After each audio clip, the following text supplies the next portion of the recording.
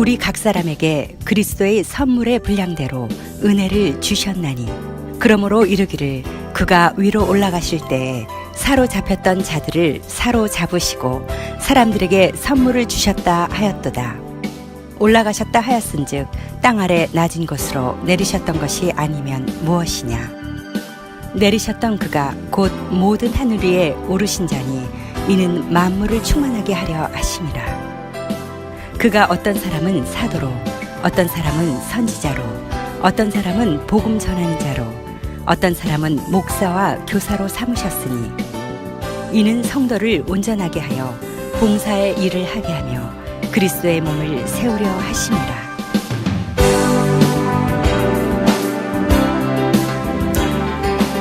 11월 마지막 주일이 되었습니다. 이제 성큼 연말이 다가왔습니다. 여러분 좀 마음에 조급함이 생기시죠? 연말에 우리 우체국에 가끔 갈 때가 있습니다. 우표를 사기 위해서. 여러분 그 퍼스트 클래스 그 얼마인가요? 이 봉투에 붙이는 게 49전인가 뭐 그런 것 같습니다. 근데 그것을 이제 한 10장, 20장 이렇게 오더해서 사면 그 직원이 내줄 때에 한 전지를 이렇게 잘라가지고 이렇게 한 장을, 한 시트를 이렇게 줍니다. 근데 그걸 보면 보통 뭐 성조기로 똑같은 한 20장 한 시트에 20개 우표가 이렇게 붙어 있는 거잖아요. 야, 그걸 보면서요, 어떻게 이렇게 그 한 장 한 장이 똑같은가? 인쇄에 됐으니까 똑같을 수밖에요. 정말 이렇게 똑같을 수가 있나 할 정도로 그런 걸 이제 받아들이게 됩니다. 좀 밋밋한 획일성을 느끼게 되죠. 조금 드라이한 이 기계적인 어떤 그 동일성을 느끼게 되죠. 여러분, 통일성과 동일성은 다르죠. 동일성과 통일성은 다르다. 그래서 여러분, 이 한 개 한 개가 똑같은 동일한 것들이 그 한 장에 이렇게 있는데 그 속에는 어떤 다이나믹스가 없어요. 어떤 그 내적인 어떤 긴밀한 유대와 연결됨이 없어요. 그냥 외형적인 똑같은 동일한 것들이 그냥 20장이 떡하니 있는 거예요. 근데 어떤 경우에는 그 직원이 10장, 20장을 주는데 그 시리즈로 되어 있는 우표가 있어요. 꽃, 그리고 뭐 꽃 시리즈, 꽃 종류가 한 20개 다른 우표가 한 시트에 한 장에 이렇게 있는 거예요. 아니면 새 종류가 한 10마리의 새가, 다른 새가 한 장에 이렇게 있는 거예요. 나비가요, 막 형형 색깔이 다른 이 나비가 한 그 우표 수집해 보신 분 아시죠? 시리즈로 나온 그 한 장에 20마리 나비가 각각 다른 나비가 이름을 가지고 있는 거예요.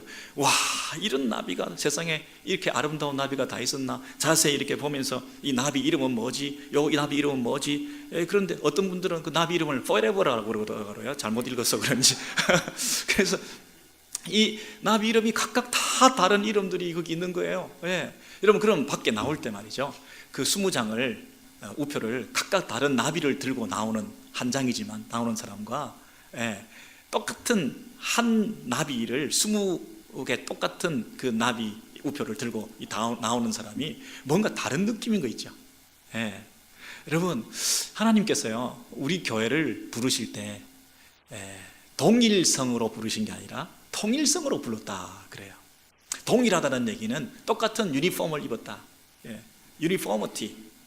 그게 아니라 유닛이라 그랬잖아요. 우리가 내적 하나됨이라 그랬잖아요. 외형적인 옷을 똑같이 펴서 동일하게 보이는 게 아니라 그 안에 각자 다른 다양한 사람들이 모였지만 그 안에 뭔가 신비한 연합을 이루고 있다는 그 통일성을 가지고 있는 거죠. 그래서 여러분, 획일성, 기계적인 어떤 그 동일성이 아니라 정말 신비롭고 놀라운 통일성을 가지고 있다는 것이 참으로 우리 교회를 향하신 하나님의 뜻이라는 거예요. 여러분, 그 사실에 대해서 오늘 제가 하나 확인해 드릴 때가 그것이 있는데요, 그것이 접속사입니다. 오늘 본문 에베소서 4장 우리 3절에서 7절까지 한번 먼저 보시면요, 여러분, 여기에 한글 성경에는 없는 원문과 영어 성경에는 있는 접속사가 하나가 있는데 그게 뭔가요? 가로를 쳐놨죠. 제가 그러나 했어요. 그 그러나 윗부분은 뭐냐면 하나 되어라, 몸도 하나요, 성령도 하나요, 소망도 하나요, 믿음도 하나요, 세례도 하나요. 하나가 몇 번 나온다 그랬죠? 7번 나온다 그랬죠. 그러니까 너희가 하나다. 근데 그 하나라고 하는 것이 각자의 개성을 무시하고 나는 없어지고 그냥 공동체 하나만 이루어내는 몰 개성, 몰 인격의 하나됨이 아니라, 혹시 그렇게 생각할까 봐 하나 되어라. 그러나 우리 각 사람에게, each one of us, 우리 모두 한 사람 한 사람에게 하나님께서 은혜를 주셨다. 각 사람에게 분량대로 하나님께서 필요한 것을 알맞게 은혜를, 은사를 선물로 우리에게 주셨다. 각 사람에게 하나님의 뜻이 있다. 각 사람을 하나님이 부르신 거다. 우리가 하나 되라고 했다고 해서 내가 없어지는 게 아니다. 너희 한 사람 한 사람 다 소중하다. 너는 내 아들이다, 내 딸이다. 그런데 너희가 이렇게 다양한 사람들이 모여서 하나의 이 전체를 이루는 면에서 통일성을 가지라는 얘기지, 하나 되어라 하는 말과 우리 각 사람에게 이게 생뚱맞은 게 아니다. 여러분, 그 말의 의미를 아시겠습니까? 하나 되라고 한참 얘기해놓고는 그러나 너희 각 사람에게, 이렇게 말씀하시는 그 다양성과 통일성의 의미를 이해하시겠습니까? 여러분, 우리 부부가 한 몸이라 이렇게 얘기하죠. 남편과 아내가, 남자와 여자가 부모를 떠나 우리 한 몸을 이뤘다. 이 부부가 하나가 되었다, 한 몸을 이뤘다, 하나 되라, 하나 되라. 부부는 일심동체다, 이런 말을 하잖아요. 근데 그 하나됨을 통해서 어느 한 상대방이, 어느 한 배우자가 전행을 일삼고 자기의 주장만 일삼으면서 그 공동체 안에 교회, 그 가정, 그 부부 관계 속에서 각 사람에게 하나님께서 향하시고 부르신 그 뜻을 망각하게 되면 진정한 그 외형적인 껍데기밖에 없는 하나됨은 진정한 하나됨이 아니라는 거예요. 부부가 하나 돼야 되지. 그러나 각 사람에게. 부부가 한 몸 이루어야지. 그러나 남편은, 아내는 각자가 가지고 있는 정체성과 개성과 인격을 서로 존중하고 서로를 위해주고 상호 섬김과 피차 복종을 통해서 서로를 귀하게 여기면서 하나님께서 각자에게 부르신 그 각자를 향하신 하나님의 뜻을 이루어내는 그런 신비한 연합이, 내적 통일성이 있어야 되는 것이지, 한쪽으로만 몰아준다든지 나는 없어지고 평생 희생했다든지, 이것은 정상적이고 건강한 부부가 아니라고 말씀하시는 거죠. 이게 성경적인 한 몸 이룸의 원리가 되는 거죠. 혹시 여러분, 이런 부분에서 우리가 너무 지나치게 내 고집을 주장하고 우리 가정과 우리 부부 관계 속에서, 우리 공동체 안에서 한 사람 한 사람에 대한 소중성을 우리가 놓치고 있다면 오늘 이 말씀, 그러나 각 사람에게, 이 말씀 꼭 기억하시기를 주의 이름으로 소원합니다. 그러나, 이 부분 우리가 하나 돼야 되죠. 그러나 당신을 인정해. 우리가 한 몸 이루어서 우리가 함께 한 목소리를 내야 돼. 그러나 나는 너의 마이너한 소수 의견을 내가 무시하지 않아. 내가 하나님의 부르심을 받았다면 당신도 하나님의 부르심을 받은 거예요. 나를 위해서 예수께서 돌아가셨다면 똑같은 값을 당신을 위해서도 지불한, 당신은 고귀한 존재예요. 당신은 깨어지기 쉬운 그릇이야. 여러분, 서로를 귀하게 여기며 말 한마디라도 존대하고 세워주는 이런 관계를 통해서 각 사람을 살려야 될 거 아니겠습니까? 각 사람을 살리고 각 사람이 피어나고 각 사람이 아름답고 각 사람이 성공해야 그 각 사람이 모여있는 공동체가 더 아름답고 울창한 숲을 이루고 더 큰 그늘을 만들면서 더 많은 사람들을 이 공동체를 통해서 쉼을, 안식을 얻게 하는 그런 교회 공동체, 가정 공동체가 되지 않겠습니까? 우리가 몰 개성, 몰 인격, 한 사람의 그 가능성과 잠재력을 무시하고 일방적인 외형적인 하나됨만 추구하고 목표 지향적으로 나아갈 때, 관계 중심적으로 가지 않고 일 중심으로 가게 될 때, 우리가 이 한 사람 한 사람, 소수의 한 사람 한 사람들을 놓치게 되면 이 공동체와 이 가정은 하나님께서 원하시는 모습이 아니라는 거죠. 여러분, 우스갯소리 여러분 그런 얘기 들으셨죠? 어떤 한 부부가 정신병원에 두 분 다 입원해 계시는데 웃기는 얘기입니다. 그런데 한 번은 이 할아버지가 이렇게 얘기를 했어요. 그 의사 선생님한테 상담을 하면서 우리는 50평생을 같이 살아왔는데 한 번도 싸운 적이 없어. 그러니까 아니 어떻게 50년을 부부가 한 번도 싸우지 않고 지낼 수가 있어요? 그랬더니 내 얘기 들어봐. 내가 신혼여행 가가지고 처음에 중동 지방에 갔는데 낙타를 타고 가다가 낙타가 뭐 엥 하고 고분고분하게 말을 한다고 해서 집이 하나 떨어져가지고 내가 내려가지고 낙타한테 눈에다가 딱 대고 손가락을 이를 딱 가리켰대잖아요. 근데 또 낙타가 가다가 또 뭐 이렇게 고분고분하지 않고 짐을 떨어뜨려서 두 번째 또 딱 이렇게 세 번째 또 집이 떨어져가지고 이번에는 내려가가지고 총을 꺼내서 쏴버렸대잖아요. 그래서 이걸 보고 깜짝 놀랐던 이 젊은 신부가 아니 어떻게 동물을 이렇게 죽일 수 있으며 어떻게 이럴 수가 있냐고 막 그랬더니 그 신랑이 신부한테 딱 눈에다 대고 이렇게 얘기를 했다잖아요. 그때 이후로 이 신부가 고분고분하게 지내면서 평생 50년 동안 찍소리 못하고 그렇게 잘 살았는데 결과는 둘 다 정신병원에 들어오게 되었다는 얘기죠. 여러분, 이 외형적이고 껍데기밖에 없는 하나됨, 평생 50년 60년을 하나 되어서 살아온 것 같지만 진정한 내적 통일성이 없이 상호 존대함이 없이 각자를 인정해주고 세워주는 그런 말과 행동이 없이 이렇게 껍데기로 어떤 폭력적으로 어떤 물질의 힘으로 어떤 성적인 힘으로 어디에 중독되어서 이렇게 건강하지 못한 하나됨을 이루어서 얼마든지 시간적으로 오랫동안 지속될 수 있지만 그 속에서는 진짜 하나됨이 없을 수 있다는 것이죠. 여러분, 상호 집착, 상호 의존증이라는 게 있죠. 코디펜던시라는 말이 있죠. 이 어떤 사람이 남편이 예를 들어서 알코올에 중독이 됐어요. 뭐 마약에 중독이 됐어요. 어떤 뭐 도박에 중독이 됐어요. 그런데 이 아내는 그 남편을 중독을 치료하기 위해서 어디로 보낼 수가 없어요. 왜냐하면 그 남편이 없이는 못 사니까. 이 아내는 그 남편에게 의존성을 가지고 있는 거예요. 그 남편의 폭력, 그 남편의 어떤 중독 이런 것들을 처리하는 것이 우선임에도 불구하고 그 남편에게 내가 의존되어 있기 때문에 그 남편의 폭력과 중독된 것을 그대로 감수하고 살고 그리고 평생을 갈 수도 있다는 거예요. 동반 의존증이라고 하는 이 상호 의존증이라고 하는 이 집착과 이런 건강하지 못한 관계로 여러분 하나 되어 있다고 하는 것이 과연 이 진정한 하나됨을 우리가 이루고 있는 것은 아니겠죠. 여러분, 이렇게 우리는 이 모양 저 모양으로 이 공동체를 이루면서 가정을 이루면서 살고 있는데 하나님께서는 그런 껍데기밖에 없는 하나됨이 아니라 우리 각 사람에게 그들을 향하신 하나님의 특별하신 섭리가 있다는 거예요. 여러분 생각을 해보세요. 우리가 대가족으로 모여 있습니다. 대가족의 아들과 딸들이 많이 있어요.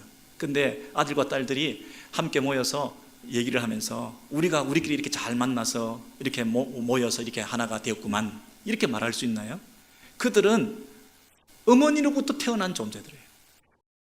그들이 개성도 다르고 성격도 다르고 재산도 다르고 학력도 다르고 서로 다양한 그런 자녀들로 이렇게 구성되어 있지만 그 다름에도 불구하고 그들이 한결같이 어머니 날에는 나실제, 괴로움 다 잊으시고 울컥울컥 하면서 눈물로 어머니 노래를 부르잖아요.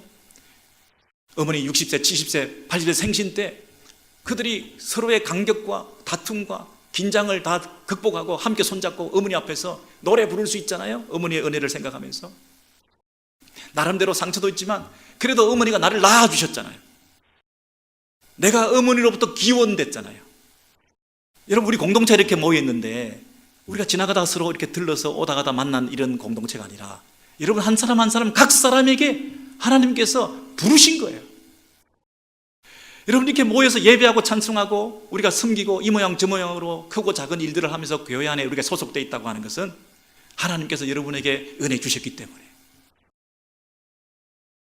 자녀들이 함께 모여서 우리 어머니라고 외치기도 하지만 내 어머니잖아요. 각자가 내 어머니라고는 고백이 있잖아요. 서로 비교적으로 우리 자녀들이 서로 형제간에 갈등도 있고 서로 비교하면서 불평도 있지만 그러나 그럼에도 불구하고 내 어머니잖아요. 각자가 어머니를 내 어머니라고 그러지 우리 어머니라고만 얘기하지 않잖아요. 우리 안에 다양한 사람들이 모여있지만 내 하나님이잖아요. 내 주님이시잖아요.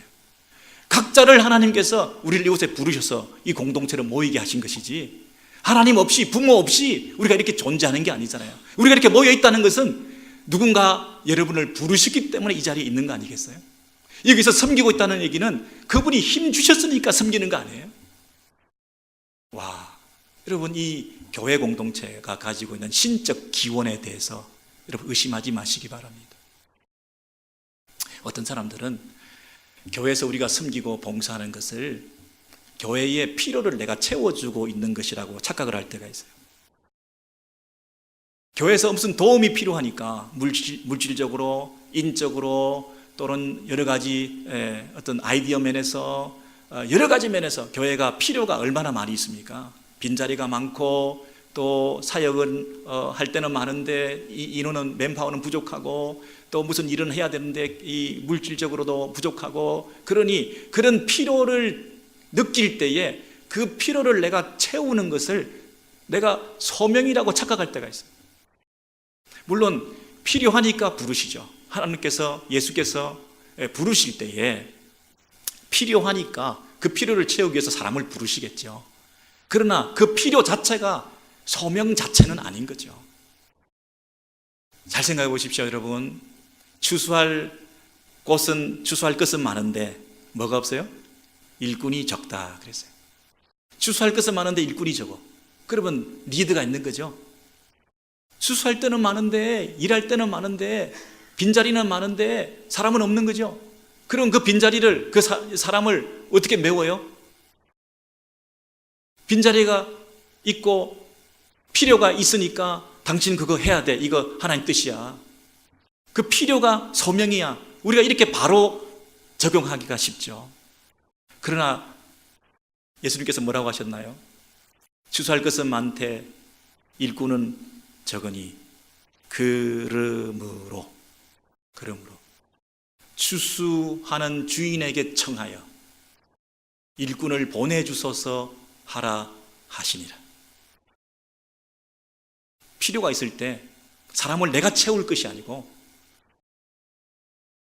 추수하는 주인에게 청하여 추수할 일꾼을 보내주소서 하라 하시니라. 여러분, 필요가 있으면 우리가 기도해서 하나님 앞에 이 필요를 구하면 하나님께서 사람을 부르시고, 각 사람을 부르시고 그 필요에 맞는 분량을 가진 그 은사를 그에게 부어주셔서 그 각 사람이 하나님의 부르심을 받고 소명감을 느끼면서 신적 디바인 콜링을 가지고 그 부르심 앞에 내 내적 소명감이 불일 듯이 일어나게 되고, 그리고 주변에서 공적인 교회 기관을 통해서, 목회자를 통해서, 장로님들을 통해서 당신이 이 일을 하면 좋겠지 않겠냐?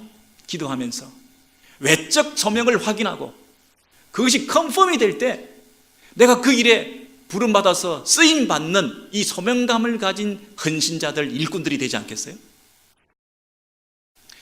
여러분, 기도하지 않고 내가 사람을 채워놓고 급하니까 아무나 그 필요를 채우고 이게 하나님 뜻이라고 착각을 하게 만들고, 그리고 그 자리에서 즉흥적으로 그게 필요하면 내가 도와주지, 그 자리에 필요를 느끼니까 당신이 이거 좀 해 라고 하는 차원에서 콜링 없이, 소명감 없이, 기도 없이, 하나님의 부르심 없이 이 필요를 채우는 것이 마치 이 소명을 받은 것이냐 착각하면서 우리가 급급하게 이 일들을, 필요를 채워나가게 될 때에, 여러분, 내가 필요를 채워줬으니까 내가 도와준 거죠.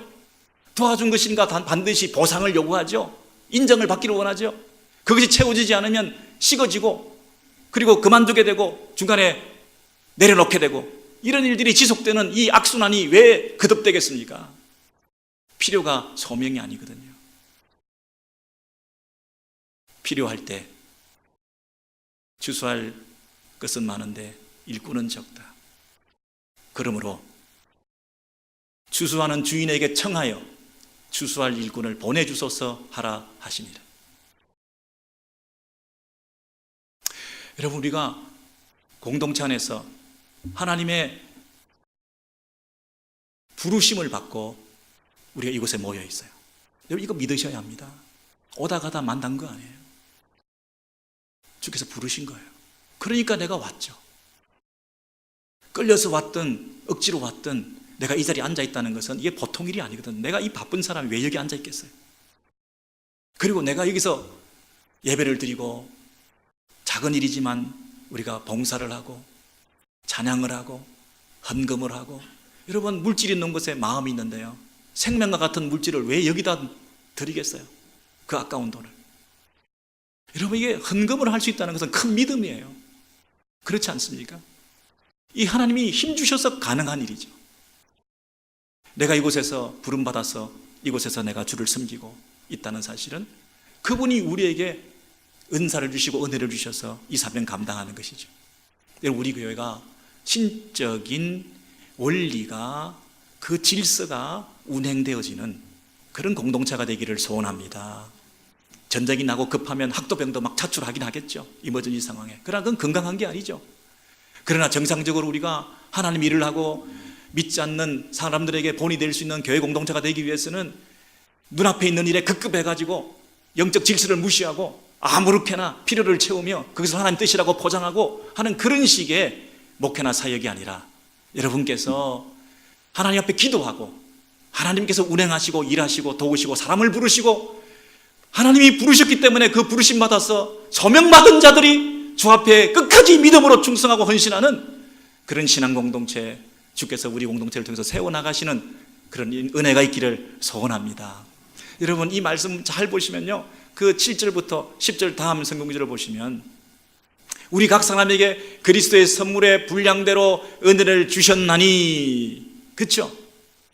그리스도께서 그 선물의 분량대로 은혜를 주셨다 그랬어요. 그리고 그러므로 이러기를, 이 말은 뭡니까? 이러기를, 이 말은 구약의 성경에 있는 것을 인용해서 여기서 적용하고 있는 거죠. 구약에 이렇게 읽었는데, 구약에 이렇게 얘기했던 것이 기억나는데 그것이 지금 여기 적용되는 거예요. 뭐라고 이러기를, 뭐라고 읽었나요? 구약 성경에? 그가 위로 올라가실 때에 사로잡힌 자를 사로잡고 사람들에게 선물을 주셨다 하였도다. 여기까지가 인용문이에요. 따옴표가 붙어야 되겠죠. 구약의 시편 68편을 인용하면서 여기다가 적용하고 있어요. 제가 설명드릴 테니까 한번 들어보시기 바랍니다. 여러분 구약에는 그 전쟁이 일어나면, 나라와 나라 사이에 전쟁이 일어났을 때에 서로 그 싸움을, 전쟁을 해가지고 이기게 되면 승리한 나라의 왕은 상대방 장수나 왕의 그 포로들을 잡아가지고 개선 행렬에 동참시키고, 그리고 그들로부터 뺏은 노획물과 전리품들을 싣고 와가지고 그 환호하고 있는, 승리한 왕이 입성하고 있는 그곳에서 박수를 치고 환영하고 있는 그들에게 이 전리품들을 백성들에게 나누어 주는 거죠. 그 그림을 여러분 머릿속에 넣으시면 좋겠어요. 전쟁에서 승리한 왕이 포로들을 사로잡아 와가지고 개선 행렬에 동참시키면서 전리품들을 백성들에게, 자기 나라 백성들에게 막 나눠주는 거예요. 이게 왕의 마음이죠. 아니 왕이 전쟁에서 이겨가지고 이렇게 전쟁 광인가요? 전쟁에 집착한 사람인가요? 아니에요. 전쟁에서 이겨가지고 그 상대방으로 하여금 그 노획물들을 우리 백성들에게, 내 나라 백성들에게 더 많이 풍요롭게 충만하게 그들에게 풍성하게 나눠주기 위한 그 목적을 가지고 전쟁에서 죽을 힘을 다해서 싸운 거 아니겠습니까?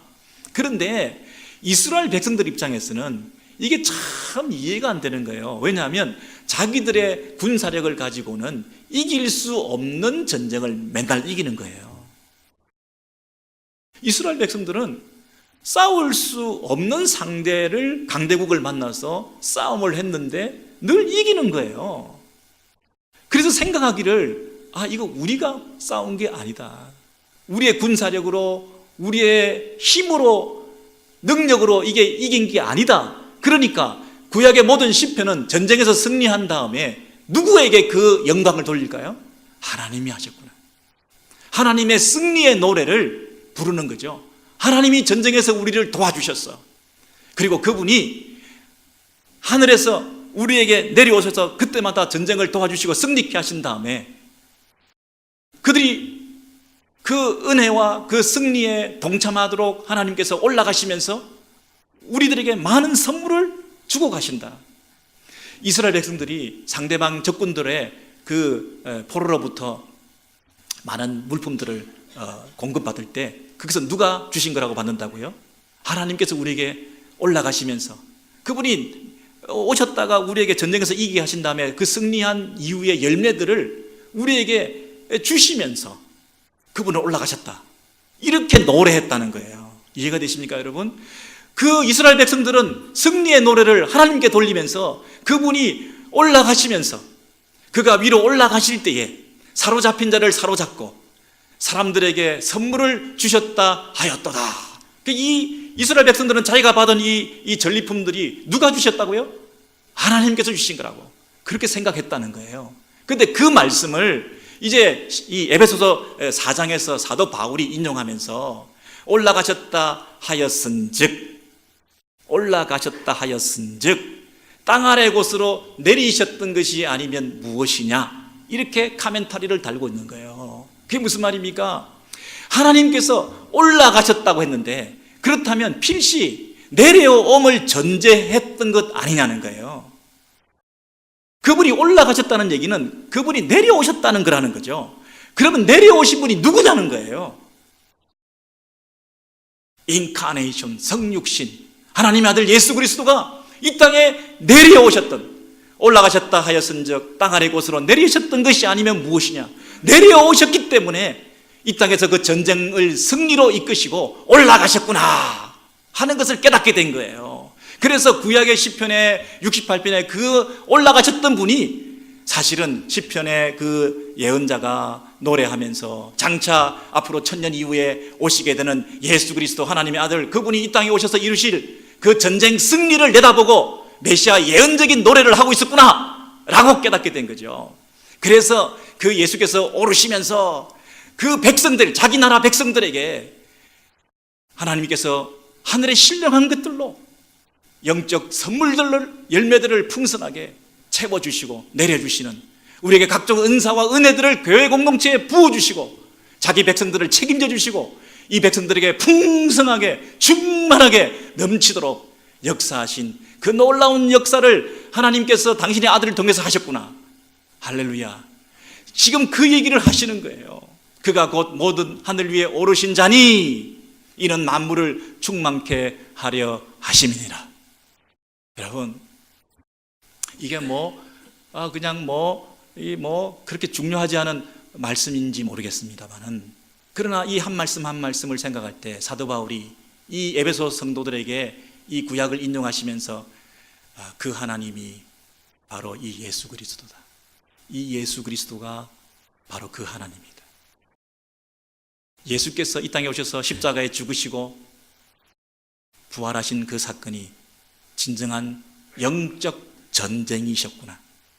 그리고 그 전쟁에서 승리하신 왕이 바로 예수 그리스도시구나.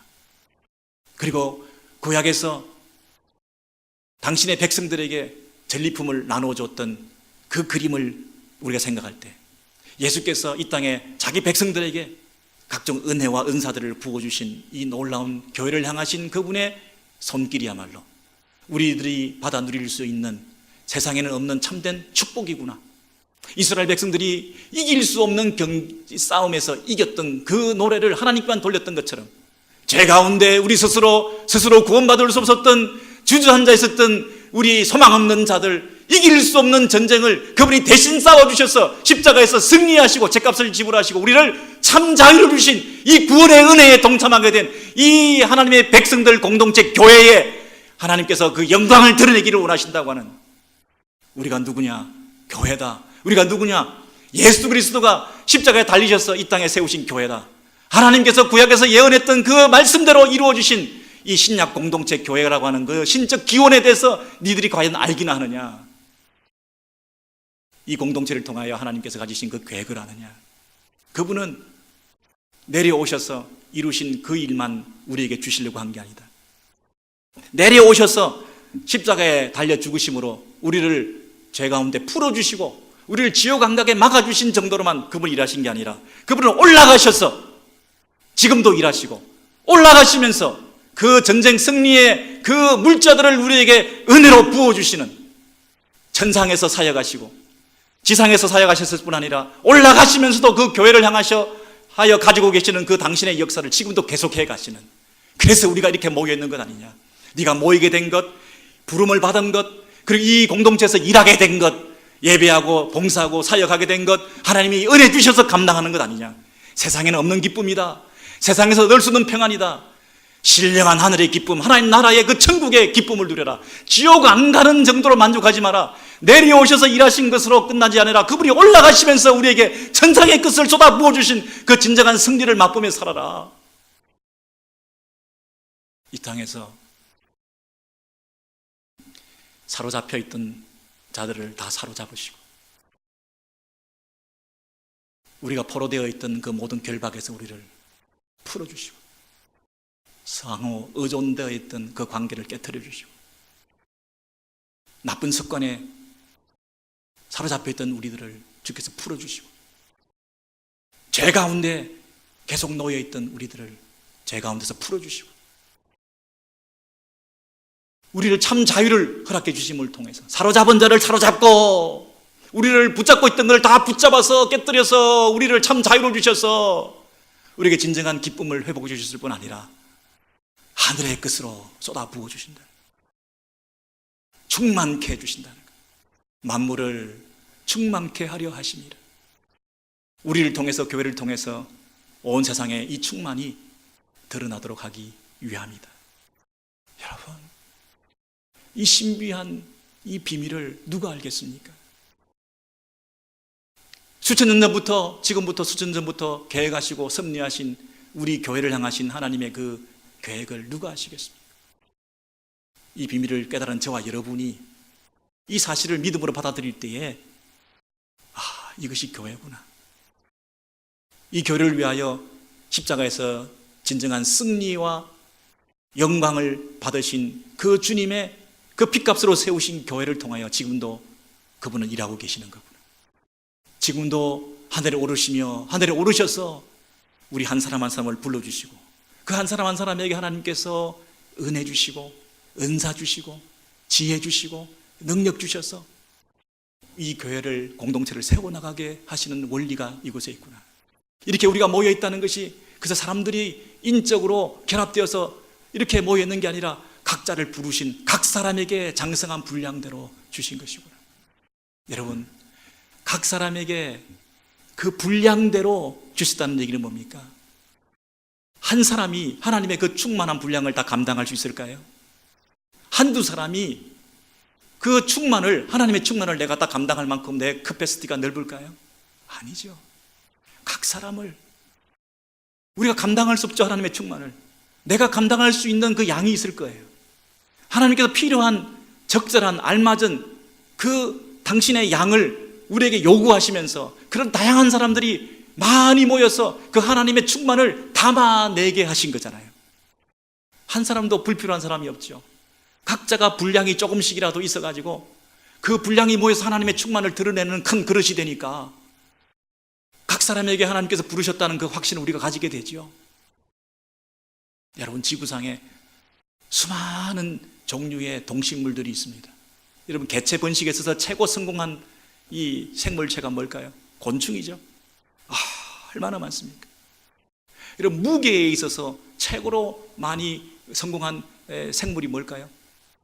코끼리 뭐 이런 걸까요? 아니에요. 식물이에요. 식물. 식물이 얼마나 크고 넓고 무거울까요? 비교할 수 없는.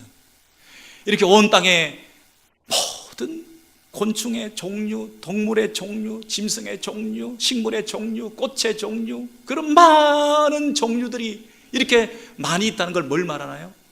하나님의 충만을 다 담아내기에 부족한 거죠. 한두 종류가 하나님의 그 지혜와 성품과 능력과 충만을 다 드러낼 수 있나요? 이 땅에서 수도 없는 종류의 많은 동식물들이 다 창조주의 영광을 노래해도 부족한 거죠. 그만큼 더 많은 종류가 필요하죠.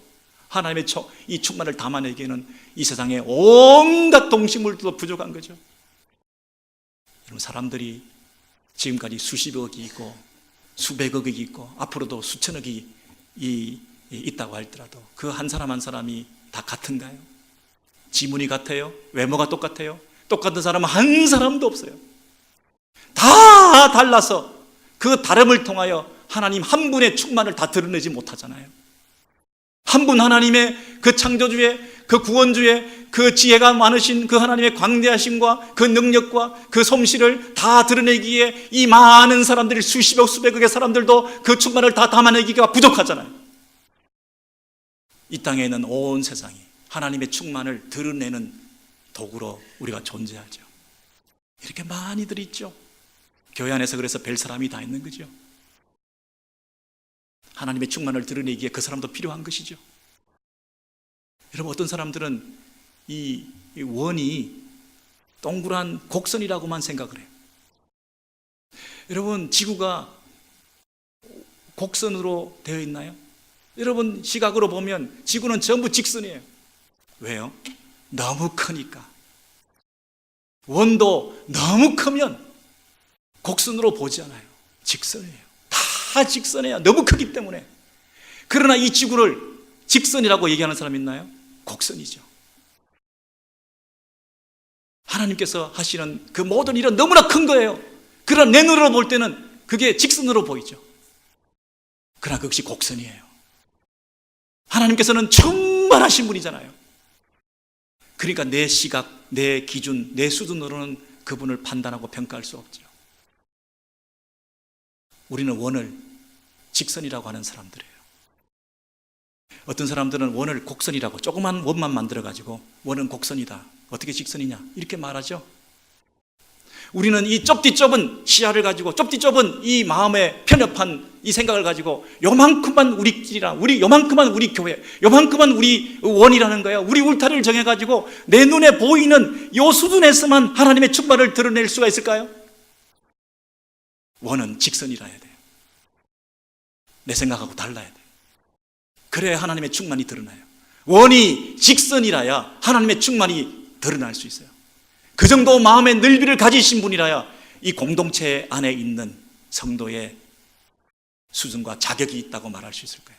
하나님의 충만을 논할 수 있고, 우리 한 사람 한 사람 각 사람이 하나님의 부르심을 받았다고 하는 그 놀라운 감격이 있는 사람이라고 한다면, 이 한 사람 한 사람의 부르심을 통하여 소명감을 가지고 주를 섬기는 이 공동체를 통해서 하나님의 충만이 드러나게 하는 그 통로로 이 교회를 쓰신다고 할 때에 우리는 이곳에서 원은 직선이다,